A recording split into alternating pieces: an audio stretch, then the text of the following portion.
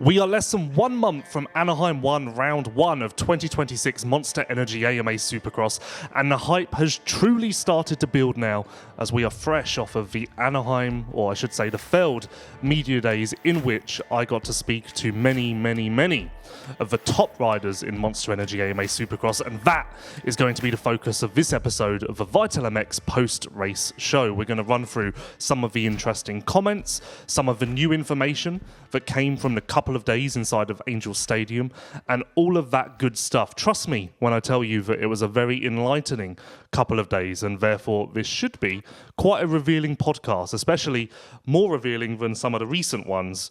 Of course, the off-season can be a little bit dry at points. I'm your host, Lewis Phillips, as per usual, and Michael Lindsay, my co-host, was not at the Anaheim Media Days, but I'm sure that he has many questions that he's excited to throw in my direction, and which I am excited to give him answers. Is that correct, sir? Yeah, you came all the way from Florida to do an event in my backyard, but of course, the rules of Feld Media Days is one representative per media outlet, and choose it can be. You were the man on the ground for this kind of thing, so you got to spend 10 or 11 hours locked in rooms with some of the stars, sport's brightest stars. I guess the most simple one is you get all these guys, you get to sit with them for 10 or 15 minutes. It's a group of media asking them questions. How similar are the narratives? Do you end up just with a lot of crossover eventually, or were you impressed by at least some of the information that riders give? Because around this time of year, they're flying at the test track. I'm gelling with my new team, blah, blah, blah. Was it a lot of that, or was there actually, some substance there that surprised you? Well, the riders are definitely more open than we will ever see them at other media events, even like the KTM press intro and stuff like that. I would argue that they are even more open in this setting than they are even there. And I think partly because the way it's set up is press conference like, so all of the riders, all of the media are firing questions at the same time, so the rider doesn't have to keep repeating themselves. And I think that is a blessing to them. I actually remember talking to Feld about that after last year, which was the first year that we did this sort of setup. And I remember saying even then that I noticed a distinct change in the rider's demeanor, just knowing that I have to do this for 10 minutes and then I'm done, versus I have to do 10 minutes with Lewis and then 10 minutes with Steve and then 10 motos with Swap and 10 minutes with Swap and whatever else. And I mean, understandably, I would detest having to bounce from media person to media person, repeating myself time and time again. So it's good in that respect. I mean, also, this is just similar to how other motorsports work. They all do their own scrums of sort. So this isn't really too much of a departure from what's the norm in other motorsports. Of course, we just run a little bit differently. There were definitely riders where there was no new information, and I was keeping up with a document throughout the day. There was 28 interviews that I made notes on. Truth be told, there were a couple of riders where I didn't write anything down. I won't reveal who they were. But I made a list of, just the rider name and then maybe my biggest takeaway or things that really stood out from the 15-minute discussion. And there were a couple of top names where I was like, what did I really take from this? But then there were others where I've made 4 bullet points beneath them because it was like, wow, that's new. I didn't know that. So I think of course, there's going to be a lot of content to come. This will really fill our time between now and Anaheim 1, both on social media, in articles, on YouTube, whatever else. But it certainly, it will just keep the hype rolling. And we're better for it. Even Feld's media representative, Sean Brennan, said to me, I can't believe we've not been doing this before 2024, because it is really a blessing for everyone.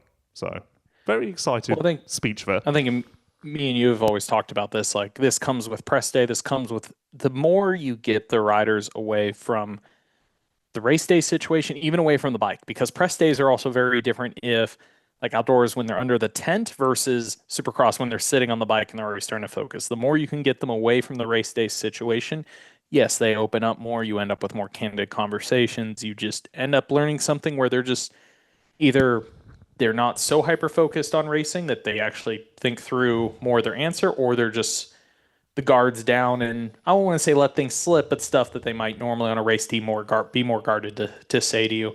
I guess my first question about riders, I mean, I feel like this would be a question I'd ask you later, so let's start with it. I'm sure there was plenty of the big names that had some interesting stuff, but what was maybe the most caught you off the most guard in terms of talking to a rider? Maybe somebody you didn't expect to get much out of, somebody that you were surprised to learn something from that maybe isn't amongst that top couple people that were on the list.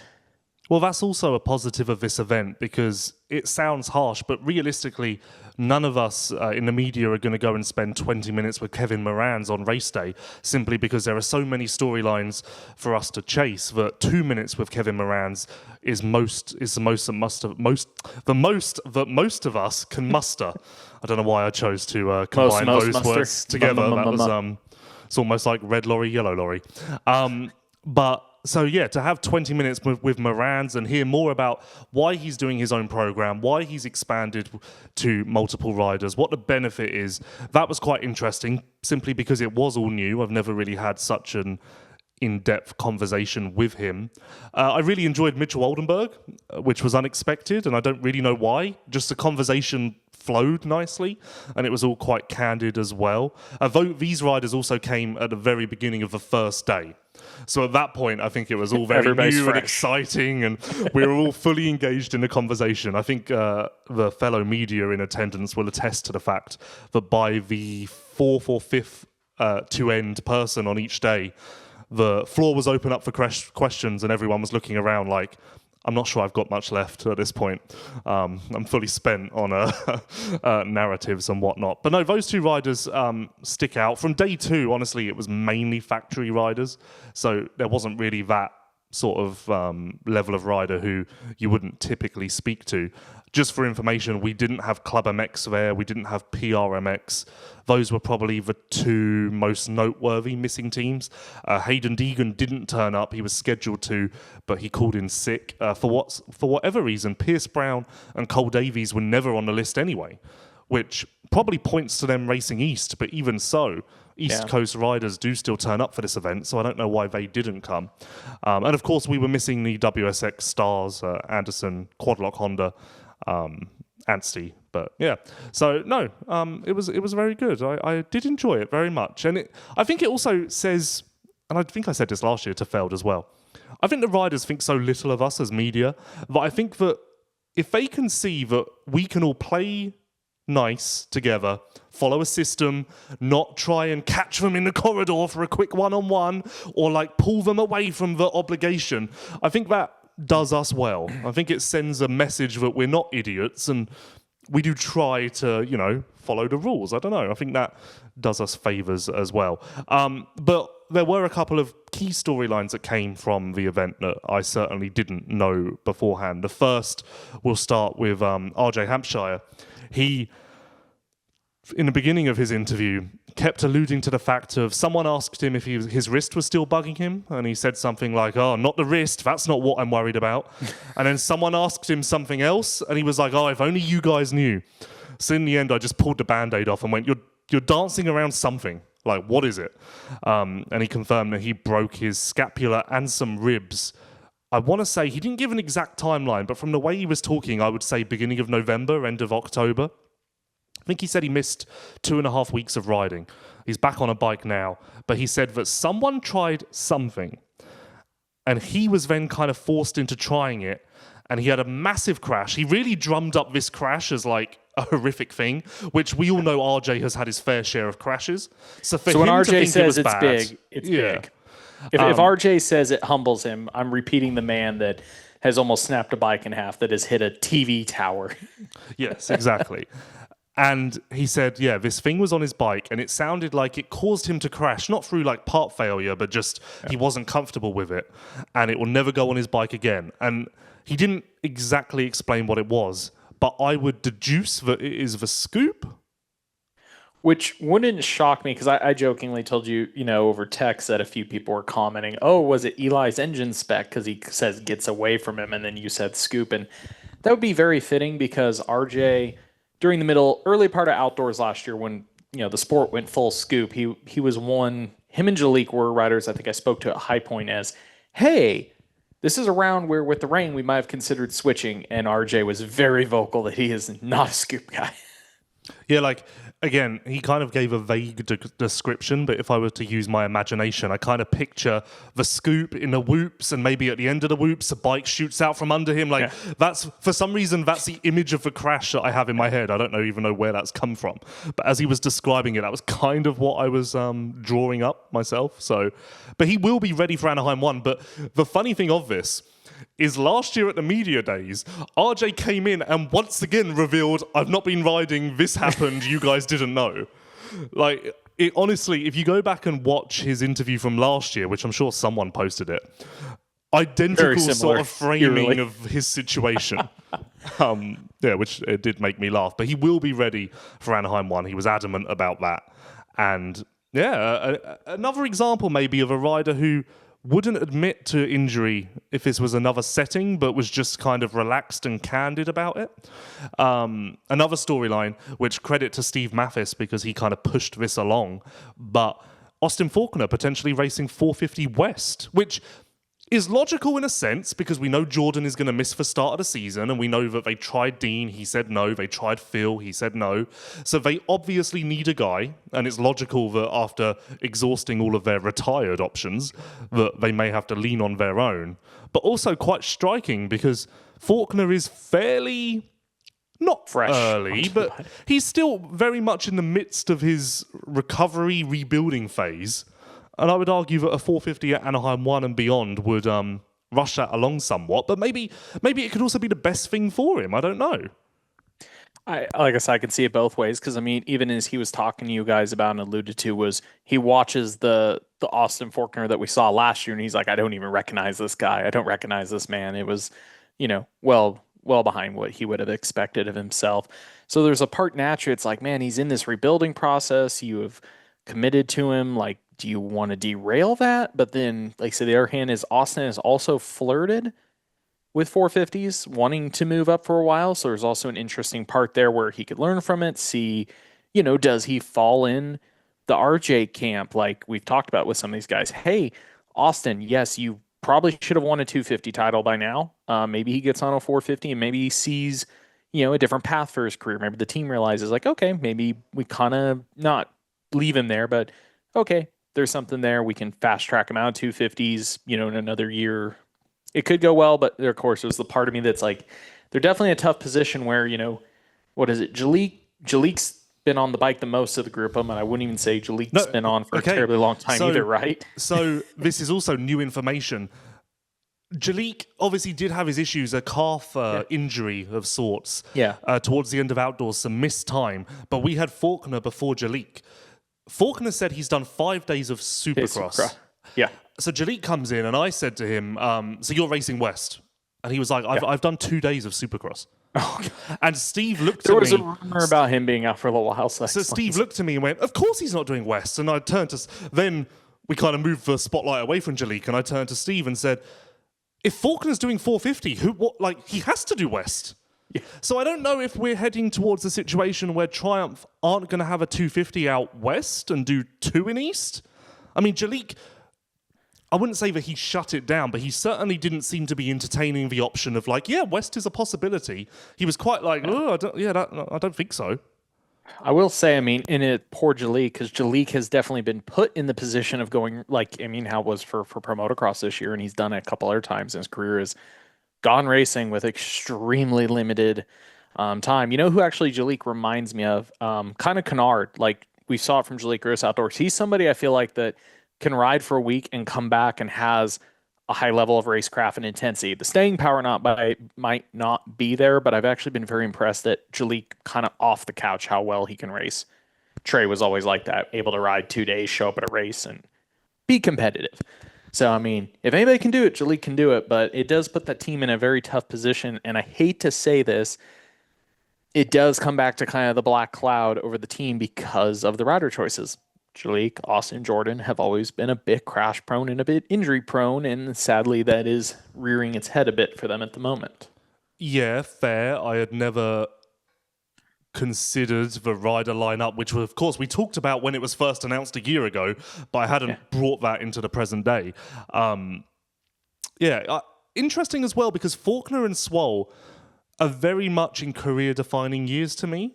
So I could understand that both of them wouldn't want to be rushed, because I feel like another year of setback and maybe mediocrity in the results, more so Forkner than Jaliek, because he was flashy at points in 25. I think it would set them back to a degree. But that's why I do also like the 450 start for Forkner, because it might open some eyes, break him out of this rut that he's in. You know, it sometimes just going wildly off to left field can reset the algorithm a little bit, you know? I don't know. Yeah. It falls back to, I say it so often in this podcast, I'm a huge fan of the saying, you know, insanity is doing the same thing over and over again, expecting a different result. If you've been beating your head against the wall for a while, try switching it up. One other thing, I guess, that's kind of at least cool with Triumph's situation, because naturally we're sitting here talking about the potential of not having a rider on West Coast, and instantly people are, this guy should be on the bike, this privateer who barely has made a main should be on the bike, etc., etc.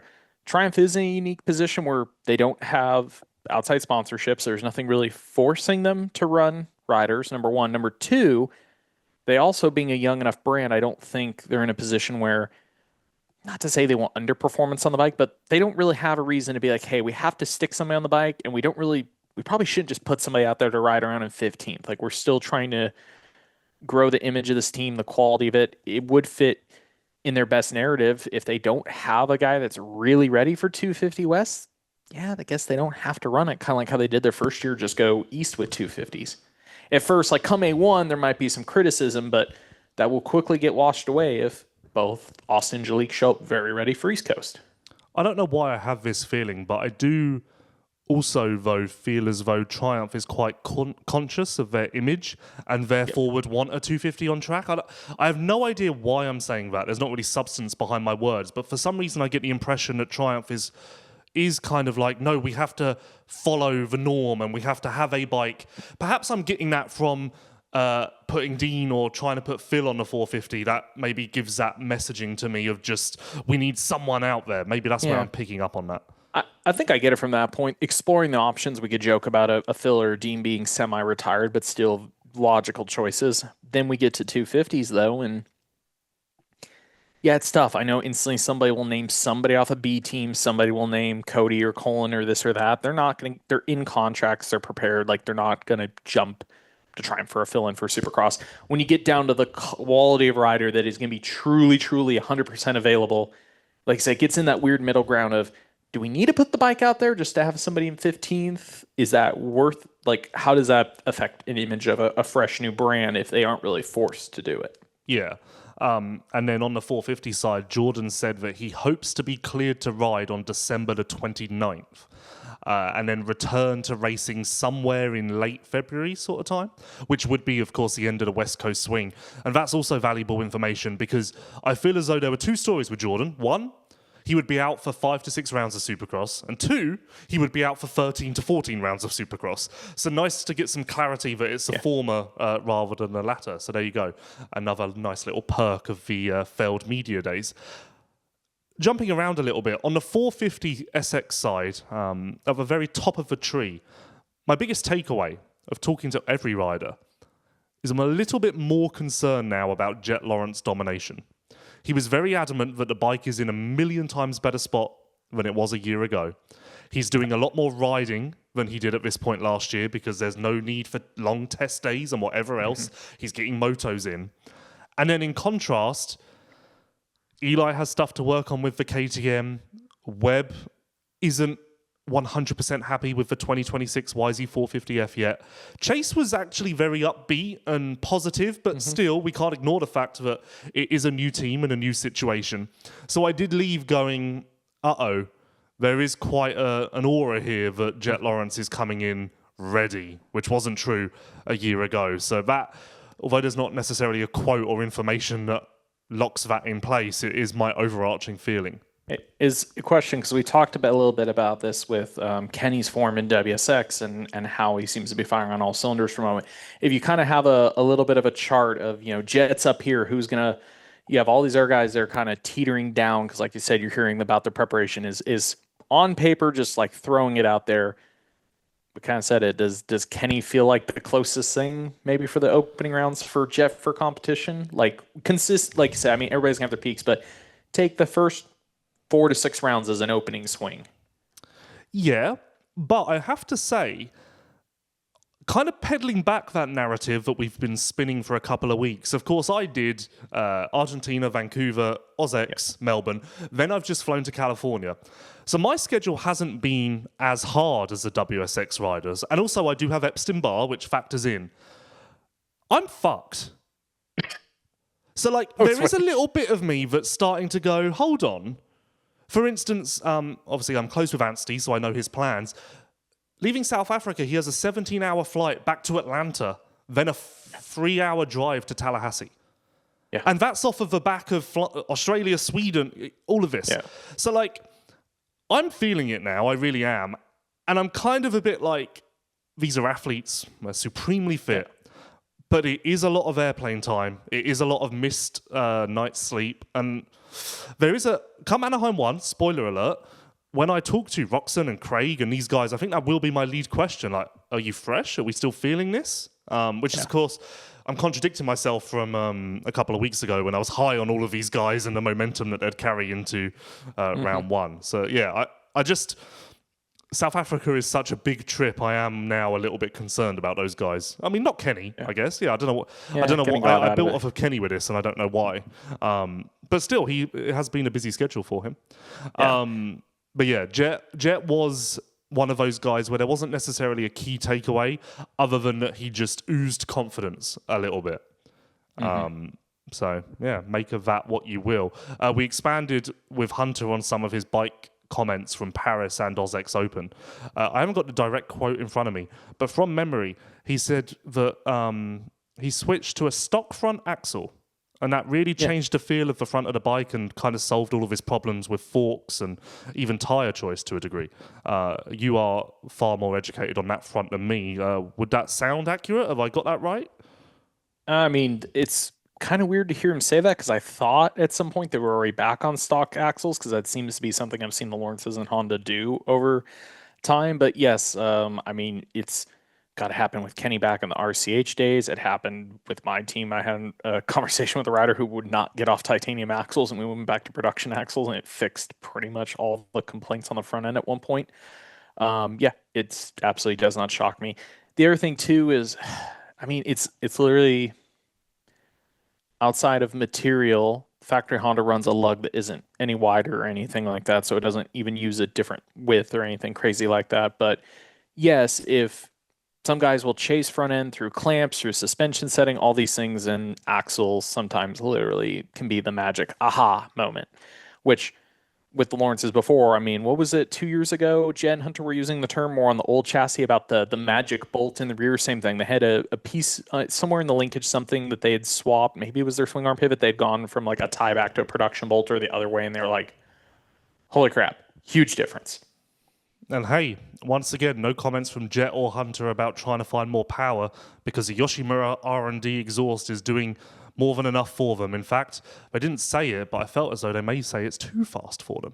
And of course, your bike can hit that level of power if you head to yoshimura-rd.com to see what is available for your steed using their very convenient and easy-to-use parts finder. Thank you to Yoshimura for their support of this very podcast. The ad readers derailed my my next point, which I did have in mind that I wanted to get to, and now it's come back to me. That would be Ferrandis. So talking about the Honda chassis and whatnot, he made comment, which has kind of rocked the world a little bit and the industry, that Ducati's frame is the best frame in all of two-wheeled motorsport.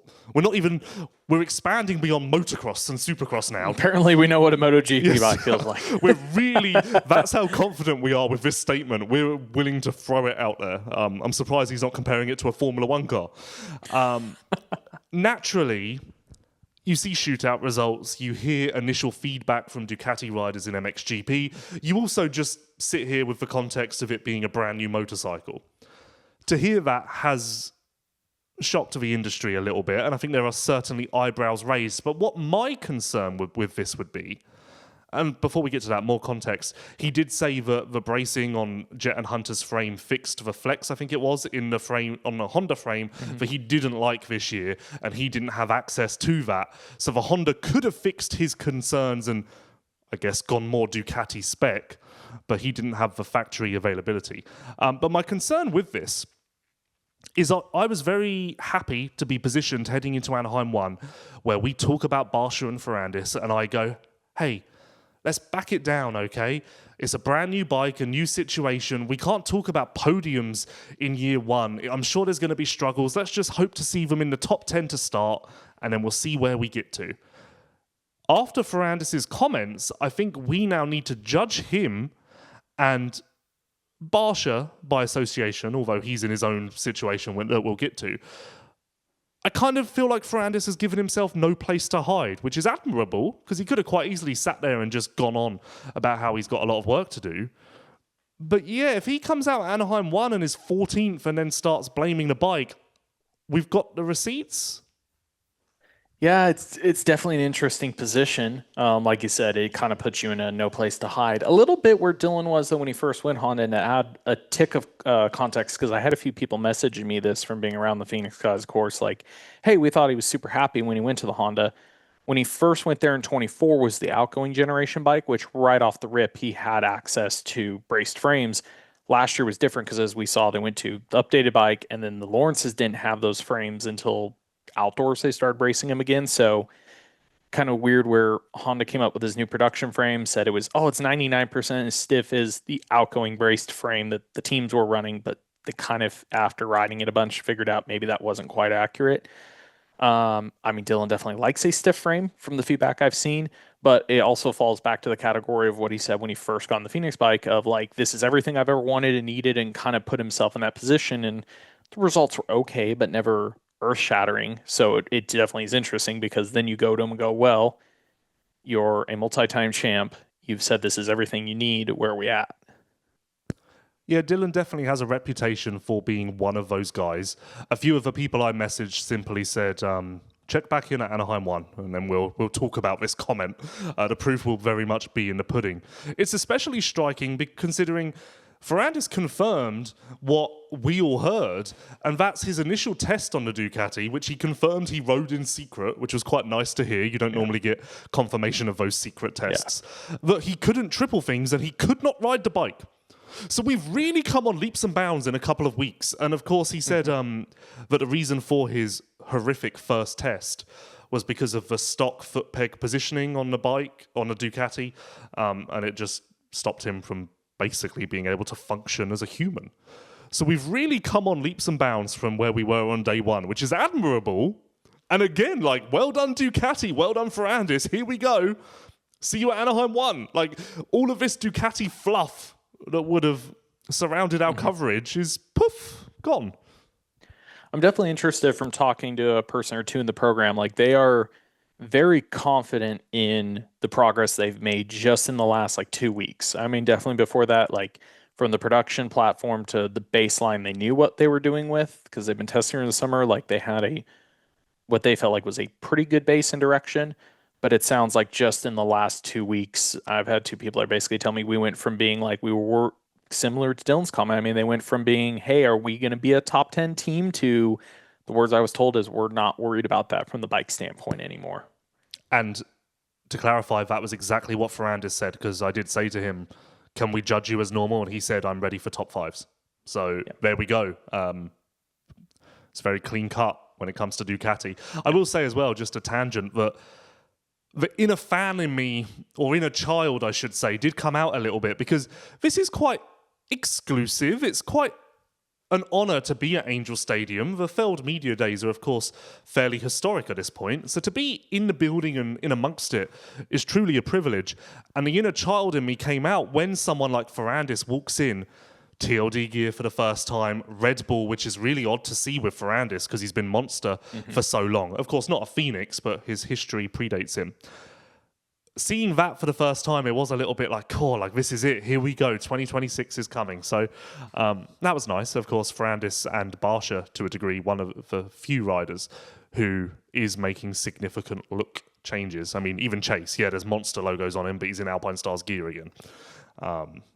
And of course, we see the photo shoot images with him as well. So to see him in Red Bull KTM colours would be bizarre at this point. That's how far we've come with the coverage of Chase. I was going to say, to your point, Dylan's might be the most shocking visual look difference between he's never been in. Well, excuse me. I was about to say he's never been in TLD gear, but was he at Bud early enough back in the day when they were the TLD importer? Help me out here. Yes. Okay. So I just shot myself in the foot. I was going to say I can't remember it, but to see him in TLD, the Rebel, the whole look is one of the more shocking visual changes. Because, like I said, Eli and Chase are still in a lot of the same personal sponsors. Chase has been a monster athlete before, so that's not the most striking thing in the world to see. I think Dylan's got to win the most striking visual difference of any of your Premier 450 class guys, right? Maybe the closest I would say is, because even Anderson Race Suzuki still has a monster aero lid on. Yeah, and I would argue that Ferrandis is more striking in this situation at Angel Stadium where he's without the bike. I think if he was on the bike, there would still be a little bit of like, well, he's on a red bike, so that's familiar, like that would maybe lessen the impact. But seeing him just there in gear and these logos was really quite striking.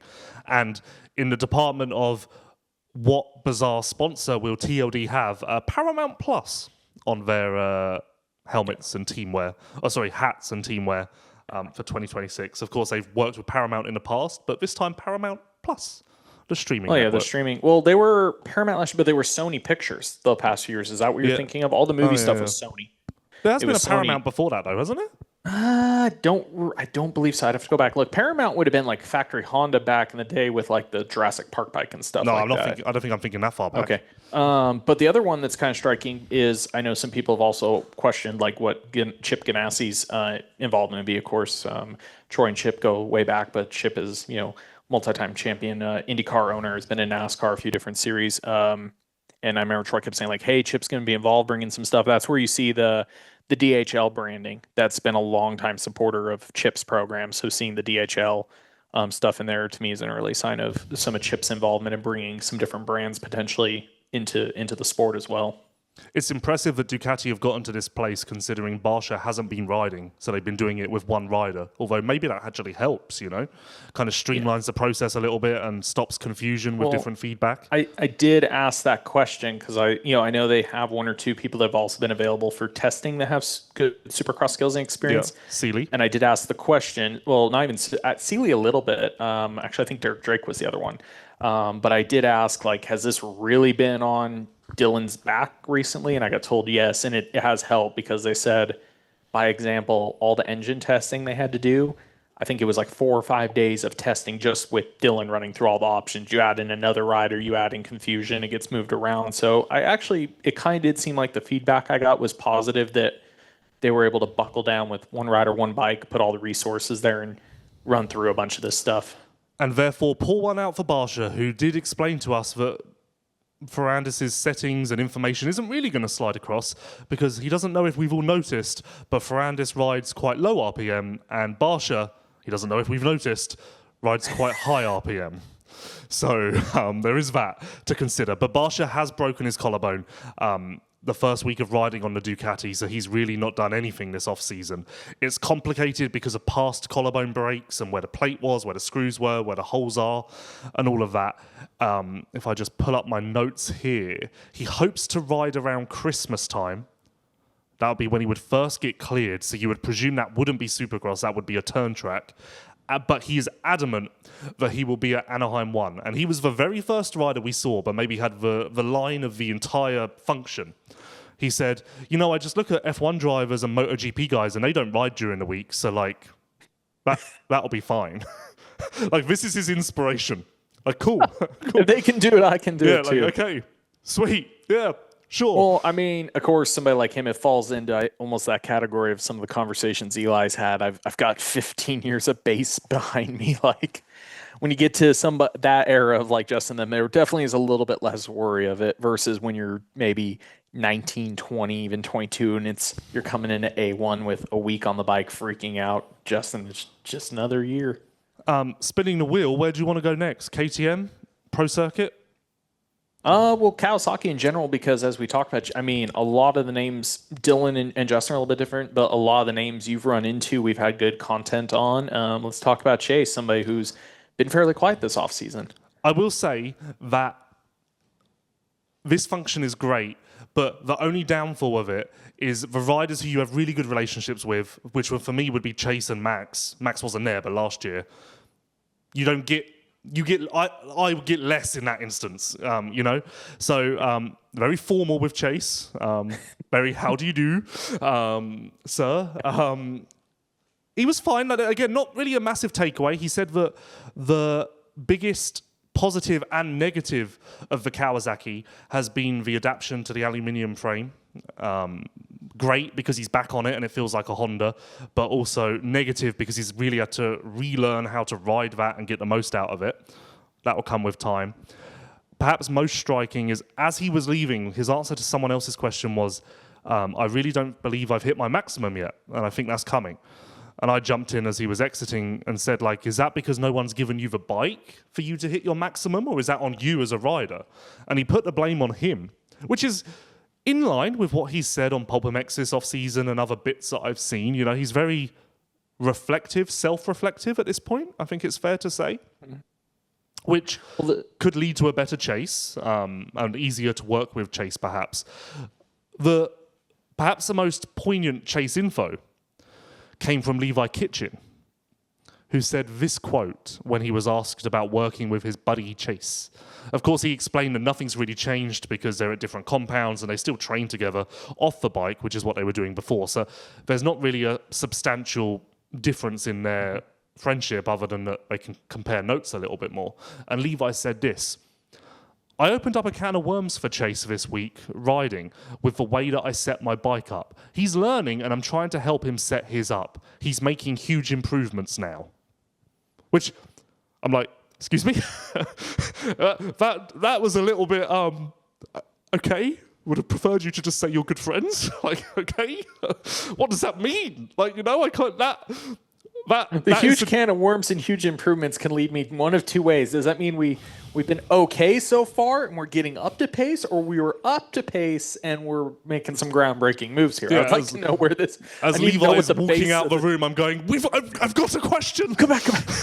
I need to know where the base of this is starting, please. We need one more minute. To be honest, my most interesting Chase info comes not from Chase, but from Levi Kitchen. So there you have it.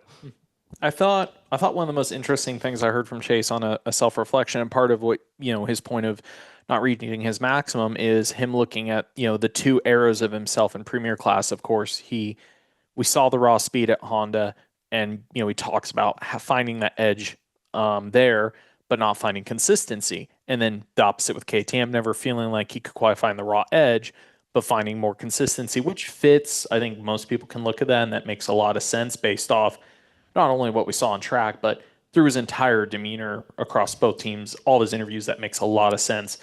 Of course, him trying now to combine both of those mindsets, everything he's learned at Cowie's, if he can put both those giant pieces of the puzzle together to work together, if he can figure that out, yes, it's very easy for him to go, well, I was really fast here, and I was way more consistent here.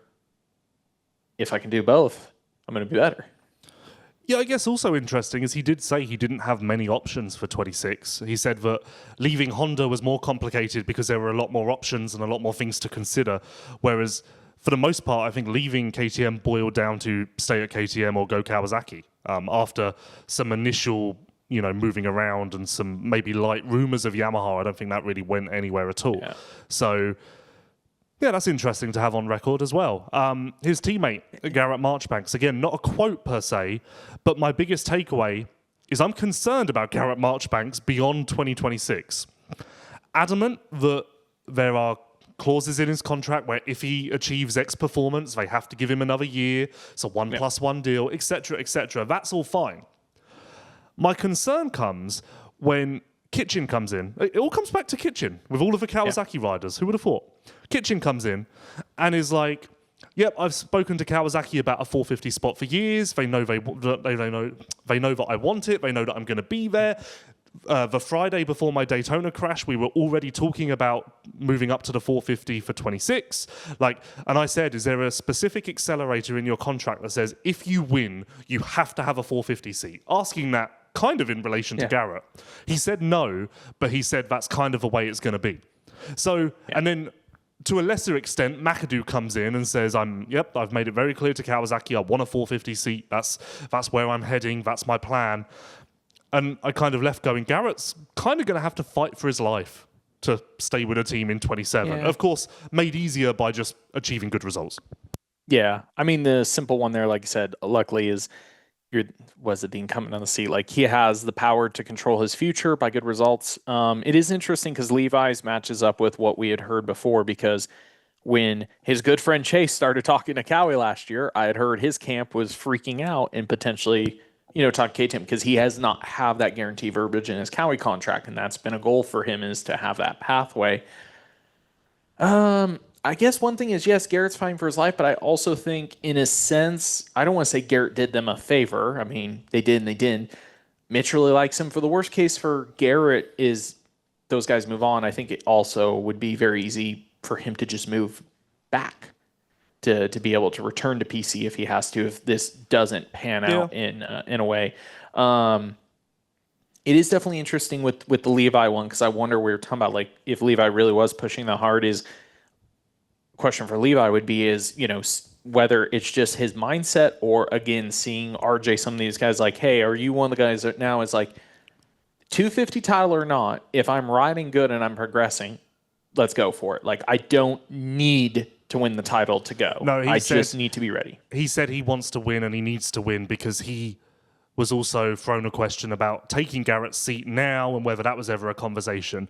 And he said, no, I need to win a title first. So, like, he said that a conversation about him moving up, which I think you and I speculated would probably be the best option if you can convince everyone to cut a cord on a 250 title. Yeah. He said that never really went anywhere, because everyone from himself to the team to Kawasaki was steadfast in their stance that I need to win a 250 title. So yeah, well, I guess the story to watch is, if Levi goes out and wins one or more titles, what happens? Because that really throws everything up in the air. I do hope, if he does, I'm definitely, on one hand, like, I could be argued different ways. For me, a Hayden defending makes somewhat of sense for his career path, the way they're doing things when you're really young. Not that Levi's a lot older, been in it much longer, but once you get to Levi or Joe, that's got a few more years in the class, just a couple more, like, once you win one, if you have the option, pull the pin and go. Like, you don't, defending isn't the end all be all. Look at riders like, not that Bogle was maybe on the same career trajectory, but guys that defend and then don't the next year, like, I don't know, just move on, go, just get it over with. Yeah, and I think that is the mindset, because again, a tone across Kitchen, McAdoo and others is kind of, I've been in the 250 class a while now, this is taking longer than I expected to get the elusive title. That was a consistent theme across many, many riders. Thrasher as well, I think, entering his 7th year, he too said the same, like, I'm late compared to the roadmap that I had set out. So in more Kitchen... sorry, go on. Oh, I was going to say, now a tough part is you kind of throw those names on the wall. Like, Kitchen, I think, has shown the skill set and hasn't hung out too... That's also the other thing, where Kitchen's showing progress but doesn't hang out too long. When you get to a Cameron or a Thrasher that is hung out, that is getting kind of into that really extended period. I also understand their position where they kind of have to win to get anybody to notice now. A little bit of, like, RJ teeters in between, where, he said he felt like he had to win to even get the opportunity because you've been in it so long, where Levi is in a little bit different position, where even though we're saying win, like, if he performs well enough and there's an open spot, like, somebody could take him on a 450. Thrasher and McAdoo are interesting because they're both saying they want to go. Like, Cameron's saying that's what his push is, but also in the same breath, he kind of like is like, okay, you want to, but it's going to take a lot. It's going to take a title for somebody to take the shot on you. And even then, take Kawasaki's position. Let's say, theoretical world, Cameron and Levi both win a title this year and Garrett performs well. Cameron's probably the least likely of those three to go 450 then. Of course. And actually, to that point, of course, it was rumoured that McAdoo was going to take that seat at one point or another. Whether it's just public speak or not, he was adamant that that was never even a conversation. And it wasn't even close. He was very... I think a few people, including myself, poked around that a couple of times, and he was very much of the opinion that wasn't even a consideration. So I think that narrative spun because he, on his return to riding, he rode a 450 for like 2 months outdoors, and I saw people keep seeing him at the track, and they're like, "Oh, this got to mean something." It's like, no, he's just rebuilding, and he rides a 450 a lot during the week. Like, yeah. And in the McAdoo discussion, I made a similar mistake to Jalek Swall, where he was talking about how long he's been on a bike and taking it slow and all of this. And I said, "So you've been on a bike a while, you're going to do West, right?" And he said, I think he too said, "I've had 2 days on Supercross." A lot of 2 days on Supercross around. Who'd you say that for? McAdoo. Oh, McAdoo. I thought you said, you compared it to Jalek. Well, I yeah, got the same names. I got the names scrambled in my head. Yeah. So McAdoo seems to be East. Kitchen said that essentially he'll be West. Hammaker will be East. So Drew is West. It seems likely that Drew, The only thing that could potentially change is Drew and McAdoo's flip-flop, but it seems like there wouldn't be a reason for that unless something happens. And of course, Fox Racing supports Pro Circuit, and we saw the Pro Circuit riders come in with their 2026 look, some nice integration of the Pro Circuit logo into that setup, and Kawasaki's photo shoot images are out now as well. So you'll see a lot of Fox Racing around on social media and what have you. To be bold is not a choice, it's an attitude. When you're set on making history and pushing boundaries to get there, attitude is everything. It's not just about standing on top of the podium, it's about growing the platform, progression, self-expression, and the risks you're willing to take to change the culture of motocross. That's bold. Thank you to Fox Racing, of course. Not much to say on Drew, to be honest. It's all fine. It's all good. Right, spin the wheel once more. I guess we go over to... Oh, actually, Kitchen did say that last week he got a new engine. He was in Florida. He came out to California last week because he had a new engine that he needed to get on, and it's much improved on starts, much more bottom end, and it's exactly what he wanted because he felt like he was losing in the bottom end stakes in 25. So that is another confidence-inducing factor with Levi. I think Levi is going to be my pick to win it all in 26, although West Coast is looking stacked. If you're going to say that, should we just spin the wheel straight into Star Yamaha? Hayden, Max, and Levi is a spicy, spicy coast, I have to say. Yeah. Who do we think? Pierce or Mike? It's probably going to be Pierce on West with them, right? Not Michael? Oh, should we spin the wheel once more and go to Star? That's what I'm saying. I mean, you already said Levi could win it all, so let's spin it to the guy that's going to be holding the number 1 plate on that coast. Okay, well, spin it to Star 250s. Before we get there, thank you to Yamaha, of course, for their support of this podcast. As I mentioned on the previous episode, they are back for 2026, back with a podcast, and no doubt back on top of the podium once again with their elite fleet of riders. And why can they attract such a good group? Well, that's because their machine is very capable, and you too can get on that platform. Head to a local Yamaha dealer, see what they have available for you, even get a piano if you like. It all comes out the same, all helps us. Buy a piano or buy a dirt bike, you choose. We're not picky. Start on the 250 side. So Hayden's West, we know this. Max is adamant that he wants to do West, has to do West, and although it's not confirmed from the team, it would make sense because he's coming in with all this momentum, of course. That leaves Mosman and Thrasher, because Pierce is only just back on Supercross, behind the 8-ball, and so is Davies, of course, with that thumb injury. So it was a toss-up between Thrasher and Mosman. Thrasher came in first. I said to Thrasher, I hear from my source that you were flying at the test track. And he said, things are going very well, been doing a lot of riding, nothing to complain about. And I said, West Coast, sir. He said, no, I want to do East. My preference is East. So I moved on. Okay, noted, wrote that on my little document that I mentioned. Mosman comes in next.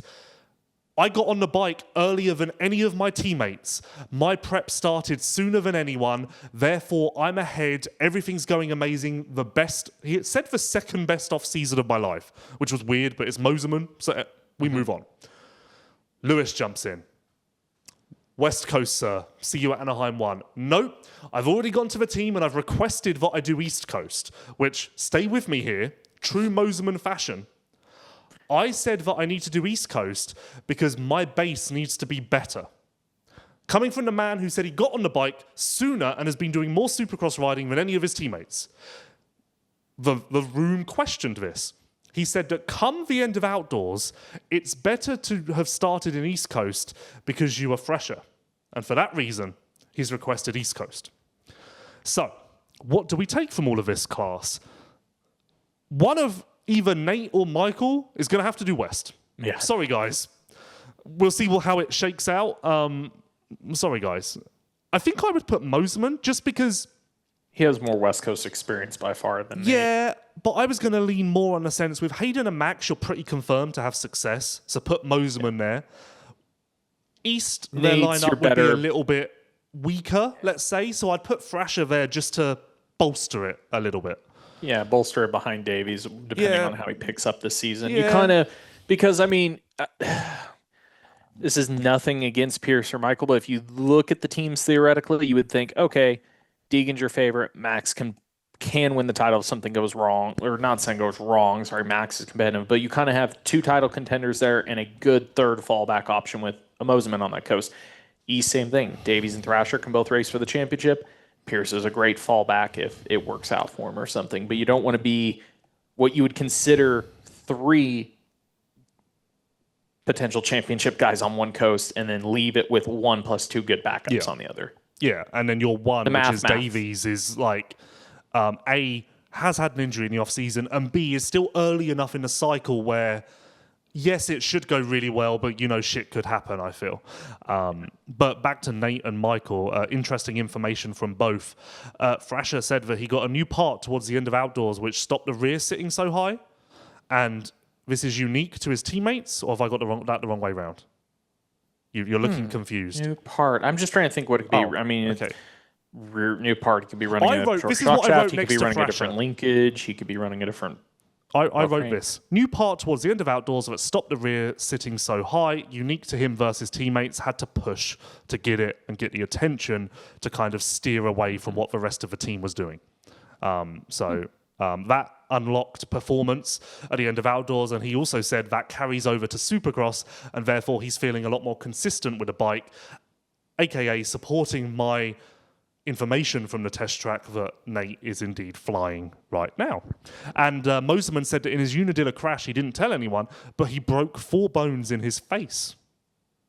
He didn't tell anybody that, but that does not shock me, having seen the crash and seen him riding away. I was like, this man has broken something in his face. Yeah. So he didn't need to tell us. I would have guessed so. And of course, ow.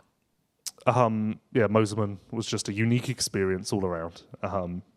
One of the more memorable times in the sea of riders. Mosman definitely sticks out in my mind as a little bit of a different experience. Speaking one more thing on Star, of course they have the quite massive amateur team. They have 6 pros and 4 250s technically from the amateur part of the shoot. But as we know with them, at any moment this can change. Both of the Cadens carry 2-digit numbers from their experience last year. What do we say the chances 99, isn't they? Aren't they? One's 99, the other's I don't like that.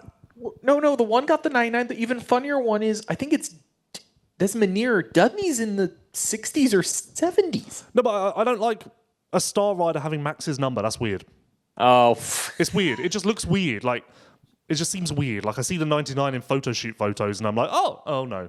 Oh, that's Max. Oh, no, it's not, yeah, no, it's not Max. That's too confusing for me. Let's work on that. My goodness. I can't. Yeah. My brain isn't strong enough to handle a situation like 80s, that. sorry, 80s. Caden Dudney's 82, and then, Caden Manier got 99. But to that point, because, I mean, they've got 4 amateurs. I mean, one of them's got to end up racing pro, right? This is Star Racing. One of them will end up racing. Yeah, it's fine. Coast. Well, they'll all be at A1. We're taking everyone to A1.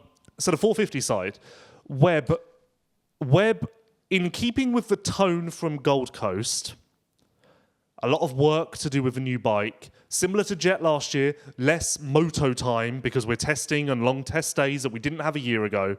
Again, referenced the fact that he did not change the bike at all across 2024 and 2025. So this is a big adaptation for him. Again, reference to the fact that they've lost some on turning. Interestingly, and again, my standout from Webb is he, of course, cited the fact that he's never defended. And then said, I have PTSD from my last defense in 22 because that was so bad. And funnily enough, we had a new bike that year as well. And then kind of like nervously laughed. And I was like, it's a good point. Like, it is there are similarities there. Put it this way, my takeaway, despite him winning a moto in the Gold Coast. My takeaway is I just don't expect Webb to come out firing, which he didn't do last year and still won the title. My initial gut reaction with this is I'm really somewhat shocked that because there's nothing visually outside of the side plate difference, which I think you could mold onto, but they could just run the old frame. I'm genuinely shocked that you have Webb trying to defend. He's never defended, as you said before. Historically, he's had a not great run when he's tried to defend on a new bike. I would think somebody would just be like, you know what? We'll figure this out the following year. Well, just throw the old frame on. It's fine. Let's just stick with it. I'd imagine that if that happens, it'll probably happen at like round 4, won't it? Like they'll be like, let's try. Okay, it's not going to work. Or maybe a week before A1, we finally just say, you know what? Let's backpedal. And in this case, like I think we explained, it's very minor between the two. But knowing Webb's style and knowing the difference in those two frames, I think the duh answer is just like, just run the old one. It'd be fine, especially for Supercross. Just do what you got to do to win. Moving on to J. Coop. I'm concerned about J. Coop. Oh, no. The man with the longest season last year, by far. I want to say 5 or 6 times in answers to different questions, he said, yep, I'm just going through the motions at the moment, which is something you normally say at round 5 of outdoors. Like, I don't like the fact that we're going through the motions in December. That really stuck with me. Yeah, I don't know if that's what you're meant to be doing, J. Coop. He also said that he's raced so much that you do become super comfortable with sitting behind the gate and racing, which can be to your detriment, that you're too comfortable and you kind of just lack that, what do you call it? Yeah, fire, that edge. There's a word for it. Not anticipation. I feel like it's another A word. I don't know. So, but going through the motions mentioned a lot, and it's like, I don't know if that's normal in the off season. Is it? I mean, it is J. Coop. He does kind of come out with some stuff that's a little bit different sometimes, but we're just going through the motions. Going through the motions. Oh, how do you feel about the new bike? Yeah, going through the motions. Oh, how's your off season been? Yeah, it's okay. Just going through the motions. Cool. So what happens at round 17? Did you hit him with a hey man? No, it's concerning. It's concerning. I actually put my little notepad here. Justin Cooper, first thing I wrote, mental burnout? ? This was my takeaway. So maybe Feld Media Days aren't all positive. Just quickly returning to Pro Circuit, actually, we didn't talk about Hammaker too much. He hopes to be released in mid-December. And then, released mid-December, Supercross end of January, which would give him 6 weeks of East Coast prep. But more interesting, so the illness that he had this year starts with a C word. Do you remember what it's called? Something. Colitis? Colitis. Maybe? Yeah, stomach-based, It's always going to be there. It doesn't just go, and there will be flare-ups throughout the season. It's just about managing that. Also concerned me. Like, if we're heading into Salt Lake and he's in title position again, do we sit here and say, like, oh, we hope it doesn't flare up? Is that a possibility? I don't know. That stuck with me a little bit as well. Anyway. Oh, ulcerative colitis? Is that what he has? Yeah, colitis or definitely. Or celiac disease. It's definitely colitis of some kind. Yeah, ulcerative colitis or whatever. So we're done with Kawasaki. KTM, I guess. Well, I was going to derail you slightly. There's one 250 we didn't mention on a brand that we went through. Was Hymus in attendance? Yes. And actually, I was joking with someone at the end of Tuesday that Hymus is invisible to me and I don't remember him being in the room. So let's refer to the trusty spreadsheet. Went through 5 stages of grief with his recent knee injury, but emotional maturity is his biggest gain. And of course, he's splitting his time a little bit more between Dog Pound and Mesquite to get a bit more of that homely feel. But ultimately, there wasn't really much to come from Hymus. He is doing West Coast. We already knew that. Not much to really come from Hymus, although he is using Yoshimura. So there's a lot to come out of the gate. I can tell you that. On to KTM, which is a perfect time to tell you about DeCal Works. DeCal Works, of course, provide KTM with the best graphics in the professional pits. And when you get to Anaheim 1, head over there and have a look at how they shine beneath the Californian sun. DeCalMX.com to get your own. Now, not to rock your world, but Tomac perhaps didn't give us much. Adamant that the Gold Coast struggles were not down to the scoop. Nothing to do with the scoop. The scoop is fine. Like when you talk to an addict and you try and take away their addicted item, it's fine. That's not the problem. Don't blame Not a that. problem. I don't have a problem. Take this away instead. That's the reason. It's nothing to do with this thing. It's that thing. So we're adamant that the scoop is fine, which means I think we're seeing the scoop permanently. And actually, I think it was Hunter who said that he's done a lot more experimenting with the scoop this off-season than ever before. And yeah, Eli said that needs to work on his consistency out the gate. Nothing new there. He overthinks the starts maybe a little bit. And the 1-year deal with KTM, which I think we were a little bit confused on, the 1-year deal with KTM was his choice. It's not the KTM pushed for that. Or... Didn't he say something? I don't know if it was in this or when he said it has an auto re-up if he wins the title. If he wins, there's an auto renew. But also, I'd imagine if he wins, he can also say, no, I don't want to renew. So what does that really mean? Like, on one hand, I know we're talking, of course, about the addict comment with the scoop. I find it insanely interesting because, again, particularly, we've talked about this, but you went on record basically saying the first person to figure it out is going to have some level of an advantage. Yeah, but I said outdoors. I thought you meant no matter what. No, outdoors. And SMX, I guess you could say. I haul it all around. I do find it extremely interesting because I actually had this conversation. I want to say it was with Bruce from Cowie a couple years ago or somebody.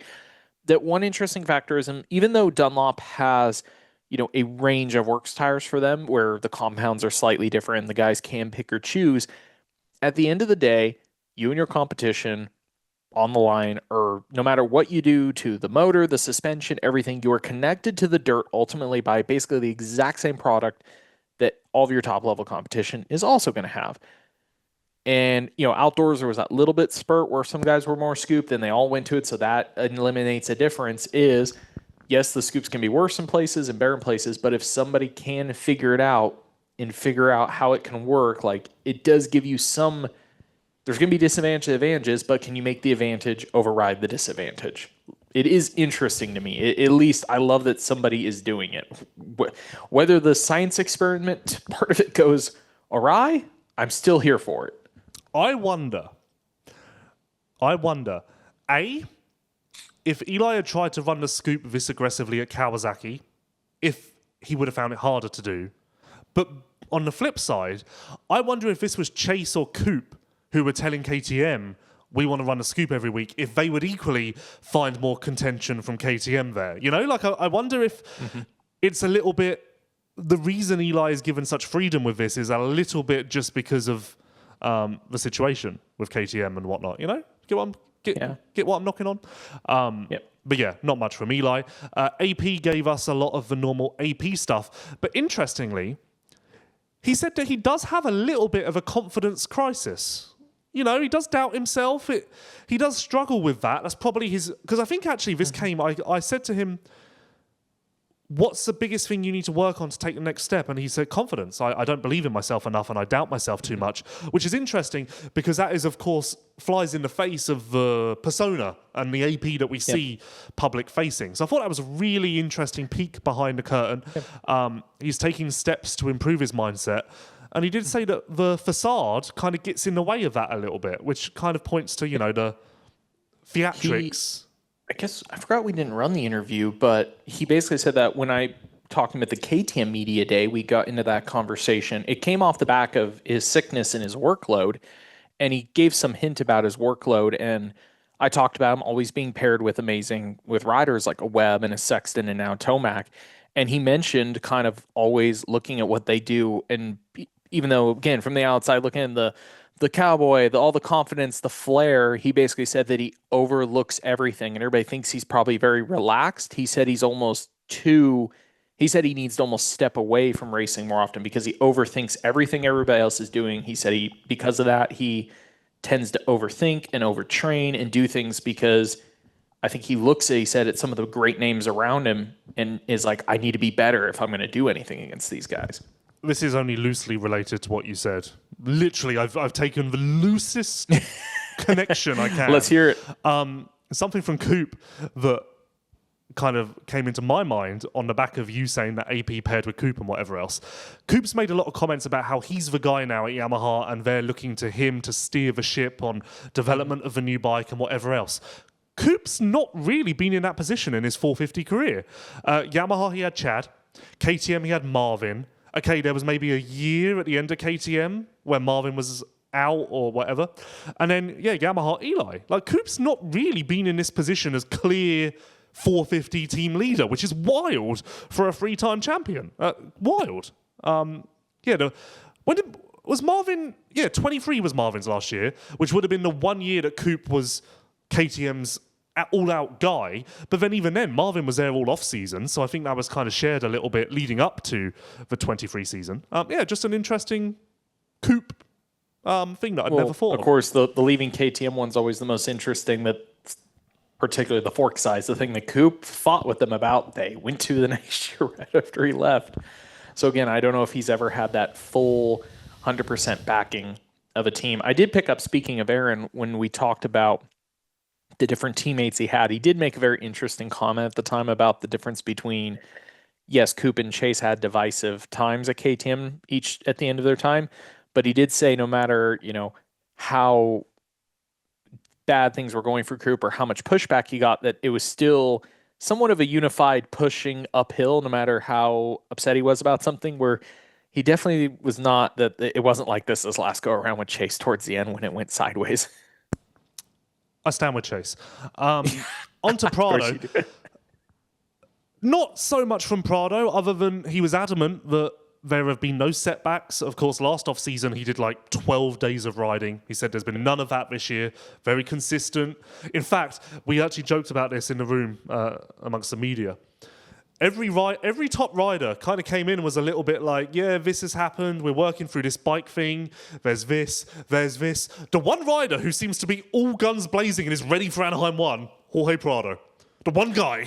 He's a drastic turnaround from where we were just 8 weeks ago. But the one man who we can count on coming into Anaheim 1, Jorge Prado. But what he did say, which was interesting, is he will be relocating to Florida after the West Coast swing, riding at Baker's factory, but not training with Alden. Which is interesting, because with Chase gone and Vial, they've kind of gone back to its a very Alden centralized location. There's no one there at the moment, is there? Who isn't... Eli also No, is but he's out not there. Yeah. Jorge will be there, but not training with Not Alden. doing it. Which is curious to me, because I thought that was solving a problem, not having Chase and Vial doing that, but then we're kind of re-entering that arena. But Prado was adamant that if they want him to cycle with them, he will. He's happy to cycle with them. So we're open to making friends. We are. We're open to pedaling to the coffee shop. Please invite us. Like we will. Was that his public outcry? Please let me pedal with you. What's one thing that struck me a little bit about Jorge? You mentioned this with Chase's situation earlier, and I'm sure for some people this has been a frame of mind, but it kind of just hit me a little bit now. Is you mentioned Chase had his last contract cycle, all the options. This time he did. Eli didn't really, as he admitted, didn't really have an option. This was kind of it. This was the only option that made sense. Chase only one made sense was Cowie. Jorge, only real option he had was figuring out this KTM thing. Anderson kind of had Ducati or Hep, but kind of turned into Hep was the only option. Barshan, Dylan, kind of really only option. It's weird that all these premier class guys, when you look at their off-season notes for all the guys that have switched teams, they kind of ended up where they are with, hey, this is kind of what I had to do. Yeah. Some are more excited about it than others, but it is interesting. I would be very curious to go back through time and, hey, have we ever had this big of a amount of premier class riders change teams and just kind of have to end up somewhere without really having, the say so, or just being like, well, this is it. I either stay put or go to this place, and that's kind of all I got. Well, I guess, again, this links back to riders staying around, because I feel like the reason for that is just because of history, right? Yeah. Like, these riders are around longer, so they have more history, more teams that they've been on, and therefore the options moving forward are limited, more limited. But even like, okay, Jorge and Chase are on the young side of the scale. Just how it kind of, like you said, for an Eli, it made, when Eli straight up admitted that in the one interview, like, yeah, this was kind of it for options, like that really made sense. It's like, okay, yeah, you were at the end of your career. Everybody thought you were leaving. It kind of got done. Not late, but later than it should have for you in cycle. But then when you, again, go down the pecking order of everybody in the group, and you're like, oh, wow, it's kind of odd that it ended up like this. We now enter the Motorex. What do we call it in Supercross? The Tom Vial Sympathy Corner? Sympathy Corner, and then it turned into the Apology Corner at one point. Where are we at with it now? We now enter the Motorex Lewis Apology and Sympathy Corner. Motorex, known for high-quality engine oils, also has an entire line of clean care and lube products to keep your bike running strong and looking great. Maintenance made easy with race-proven Motorex clean care and lube products. So what are we apologising to Lewis about? Well, in relation to Prado, who now uses Motorex again, when things were more normal at this point last year, and it wasn't such a house is burning down, when I spoke to him and I said, oh, where are you going to live? And he said, oh, California. And I went, oh, no, don't do that. The travel to the East Coast races will wipe you out. Like, it's, honestly, you would never expect it, but you need to be on the East Coast to do the travel and kind of manage the situation well. Honestly, it's the one thing that I learned that I never would have expected. No, I prefer California. I think California's right for me. Sat in the media room. Yeah, the one thing I learned this year, you need to be on the East Coast for the travel. Well, cool. Trust me, you're not the only person that told him that, but to your point, yes. Poor Lewis. Like, let's pour one out. Let's see if this... the travel agent. I don't think this segment is going to continue, but maybe. Maybe we'll find more things that people have wronged me over. Guju will start riding March the 1st, if all goes well, but is adamant there is no way he's even looking at Supercross, and actually he thinks that the extra time to get ready for Pro Motocross will really help the weakness in his game. So he's actually excited about the extra time to focus on Pro Motocross. So that's good. Let's see here. Casey Cochran plans to be east, as does Daxton Bennick. Yeah. Ryder D will be west and is apparently flying. I've heard flying at the test track of Ryder D. Yep. And you know what?